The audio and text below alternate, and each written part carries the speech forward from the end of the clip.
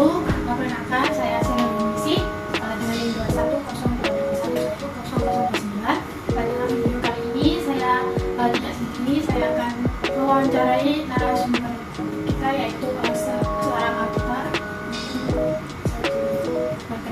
Ya, baik. Perkenalkan, nama saya Bagus Noviantoro. Saya di sini selaku auditor di perusahaan swasta yang ada di Gresik. Mungkin nggak terlalu lama ya.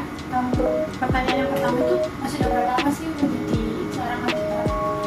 Saya menjadi auditor sudah 6 tahun. Sudah lama. Ya, mulai dari auditor muda, kemudian naik di auditor media, terus kemudian yang sekarang auditor utama. Kan sudah lama yang menjadi auditor, sudah 6 tahun. Ini pasti kan banyak menemukan kasus-kasus laporan keuangan ya. Mungkin bisa diceritakan salah satu modus fraud yang pernah itu yang seperti apa? Jadi gini, dalam konteks pemeriksaan ya, di suatu perusahaan maupun dari segi pemerintahan maupun di swasta, itu konsepnya sama. Cuma yang membedakan adalah dari sisi pengelolaannya. Jadi ada teknik-teknik yang memang khusus dikelola sebagaimana sesuai dengan struktur organisasi di perusahaan itu sendiri. Nah, tadi kan Mbak Yuyun menanyakan terkait fraud yang pernah terjadi ya, pernah ditemui. Jadi kasus fraud itu memang tidak bisa hilang di suatu perusahaan manapun atau lembaga instansi pemerintahan. Yang bisa kita lakukan adalah meminimalisir terjadinya fraud itu sendiri. Kalau kita melihat kasus fraud itu sudah mendarah daging ya, dalam arti di sektor manapun itu pasti ada. Bagaimanapun kita melakukan pencegahan, itu pasti ada hal kecil yang terjadi dalam indikasi fraud di lapangan. Jadi sepengalaman saya waktu menjadi auditor sampai sekarang ini, hal yang paling mendasar terjadinya fraud itu pada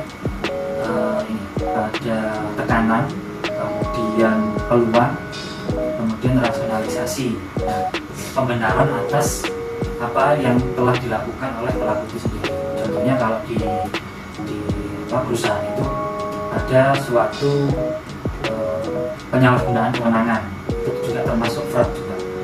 Kemudian maladministrasi terkait pertanggungjawaban keuangan, kemudian implementasi laporan operasional, kemudian di dalam konteksnya misalkan di IT itu terkait database ya, penyalahgunaan database, kemudian penyebaran isu-isu yang mungkin itu bisa menjadi adanya indikasi fraud awal.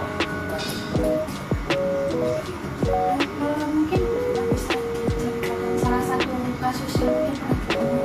Kalau selama ini yang pernah saya temui itu ada fraud tadi, laporan pertanggungjawaban, kemudian ada juga terkait penyalahgunaan kewenangan tadi. Nah itu terkait ini. Yang pertama, laporan pertanggungjawaban keuangan. Jadi misalkan ada kegiatan operasional di suatu perusahaan, itu waktu pelaksanaan dengan biaya-biaya yang dikeluarkan itu tidak match dengan laporan pertanggungjawaban. Contohnya dalam laporan pertanggungjawabannya itu ada bukti-bukti yang dimanipulasi. Nah, dimanipulasi artinya di situ ada beberapa bukti pendukung transaksi yang itu dibuat seolah-olah menyerupai aslinya. Jadi ada manipulasi bukti transaksi pembayaran, kemudian ada penyebaran informasi yang tidak transparan pada saat pelaporan pertanggungjawaban. Kemudian ada penyalahgunaan itu terkait di inspeksi di lapangan, dari teman-teman yang terjun di lapangan itu memberikan tugas dan pelaksanaannya tidak sesuai dengan fungsi jabatannya. Jadi mungkin termasuk salah satu penyalahgunaan jabatan juga tadi. Iya. Tadi kan disebutkan meminimalisir itu mungkin cara itu ya masih cara biar meminimalisir biar kalau jadi itu tadi. Nah, kita selaku auditor harus punya insting ya, dalam arti pada saat proses pemeriksaan itu kan setelah kita melakukan observasi. Nah, pada pengelolaan pemeriksaan itu kami di internal audit itu ada program kerja pertama, program kerja, kemudian hasil whistleblowing system, kemudian ada audit request. Nah, jadi whistleblowing system sama audit request ini sebenarnya hampir sama, cuma konteksnya kita untuk memonitoring terkait pengendalian aktivitas seluruh fungsi. Nah, kemudian yang pertama tadi program kerja pemeriksaan tahunan itu kita tetapkan 1 tahun sebelum tahun berjalan. Nah, jadi itu jadwal-jadwal yang memang secara rutin, tapi ada yang memang di dalam fungsi pengendalian kita itu secara berkala. Bagaimana cara meminimalisir dan pencegahan tadi itu ya?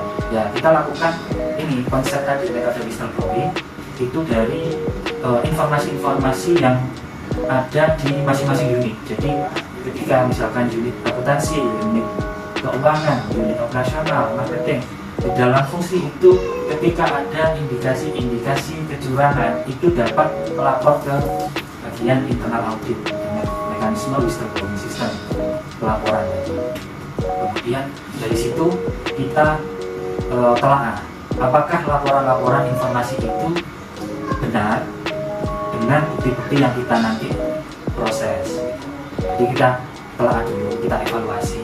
Jadi harus melihat seluruh aspek. Misalkan di sisi operasional kita menemukan ada indikasi kecurangan di sana. Misalkan ada indikasi penyalahgunaan kewenangan dan pengelolaan chemical misalkan.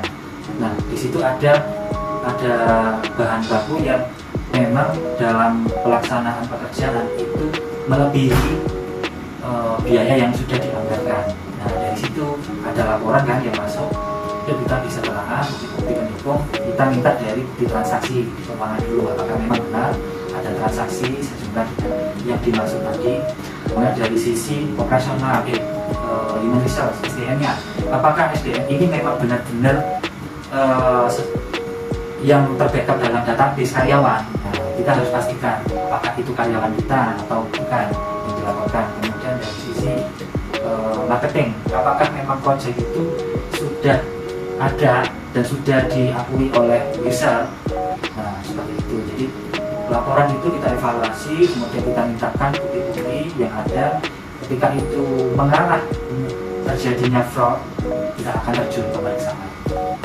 Nah, dari langkah pemeriksaan itu kita panggil, bisa pakai metode ICQ atau BAP, kalau di kepolisian kan BAP yang kita ajar misalnya. Kalau di internal audit itu internal kontrol kuesioner, jadi sama metodenya, cuma ada interaksi antara internal audit sama auditi yang tadi yang memang dilaporkan itu tadi. Apakah memang dalam pelaksanaannya kita klarifikasi dulu langkah awal, memang ada indikasi seperti ini, cuma kita metodenya biasanya itu tidak menjustifikasi.